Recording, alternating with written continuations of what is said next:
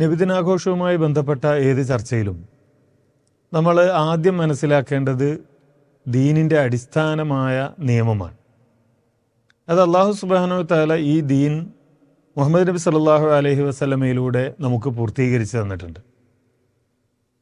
പൂർവികരായ പണ്ഡിതന്മാർ ഈ വിഷയത്തിൽ സ്വീകരിച്ച നിലപാടുകൾ വളരെ പ്രസക്തമാണ്.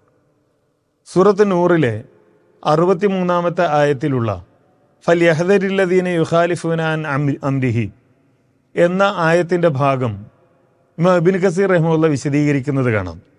അദ്ദേഹം പറയുന്നു, ഐ അൻ അംരി റസൂലുള്ളാഹി സ്വല്ലല്ലാഹു അലൈഹി വസല്ലം വഹുവ സബീലുഹു വ മിൻഹാജുഹു വ തരീഖത്തുഹു വ ശരീഅത്തുഹു ഫതൂസനുൽ അഖ്വാലു വൽ അഅമാലു ബി അഖ്വാലിഹി വ അഅമാലിഹി ഫമാ വാഫഖ ദാലിക ഖുബിൽ വമാ ഖാലഫഹു ഫഹുവ മർദൂദുൻ അലാ ഖായിലിഹി വ ഫാഇലിഹി കായിനം മാ കാൻ കമാ സബത ഫി സ്വഹീഹൈനി വ ഗൈരിഹിമാ അൻ റസൂലില്ലാഹി സ്വല്ലല്ലാഹു അലൈഹി വസല്ലം അന്നഹു ഖാൽ മൻ അമില അമലൻ ലൈസ അലൈഹി അംറുനാ ഫഹുവ റദ്ദ്. അദ്ദേഹം പറയുന്നത്, നമ്മളുടെ ഏത് വാക്കുകളും നമ്മളുടെ പ്രവർത്തനങ്ങളും അത് നബി സല്ലല്ലാഹു അലൈഹി വസല്ലമയുടെ വാക്കുമായി പ്രവർത്തനവുമായാണ് താരതമ്യം ചെയ്യേണ്ടത്.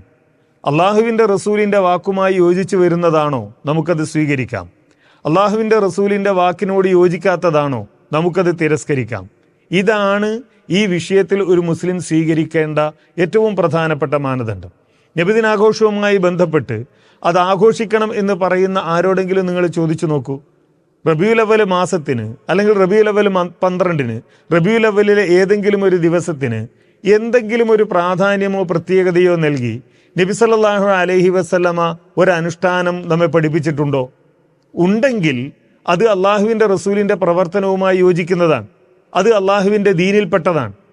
അതല്ല, അള്ളാഹുവിൻ്റെ റസൂൽ അത് പഠിപ്പിച്ചിട്ടില്ല എങ്കിൽ അള്ളാഹുവിൻ്റെ ദീനുമായി അതിന് യാതൊരു ബന്ധവുമില്ല, അള്ളാഹുവിൻ്റെ റസൂൽ പൂർത്തീകരിച്ച ദീനുമായി അതിന് യാതൊരു ബന്ധവുമില്ല. അതുകൊണ്ട് തന്നെ നബിദിനാഘോഷം എന്ന് പറയുന്നത്, റബീഉൽ അവ്വൽ മാസത്തിൽ ഇന്ന് നടന്നുകൊണ്ടിരിക്കുന്ന ഈ നബിദിനാഘോഷം എന്ന് പറയുന്നത് അള്ളാഹുവോ അള്ളാഹുവിൻ്റെ റസൂലോ പഠിപ്പിക്കാത്തത് കൊണ്ട് തന്നെ മതത്തിൽ പുതുതായി ഉണ്ടാക്കലാണ്. അങ്ങനെ പുതുതായി ഉണ്ടാക്കുന്നതൊക്കെ, മതത്തിൽ പുതുതായി കാര്യങ്ങൾ ഉണ്ടാക്കുന്നതൊക്കെ ബിദ്അത്താണ്. ആ ബിദ്അത്തുകൾ ഒരു മുസ്ലിമിന് ഒരിക്കലും അംഗീകരിക്കാൻ കഴിയില്ല എന്നതുകൊണ്ട് അത്തരം പ്രവർത്തനങ്ങളുമായി നമ്മൾ വിട്ടുനിൽക്കണം എന്നാണ് സൂചിപ്പിക്കാനുള്ളത്.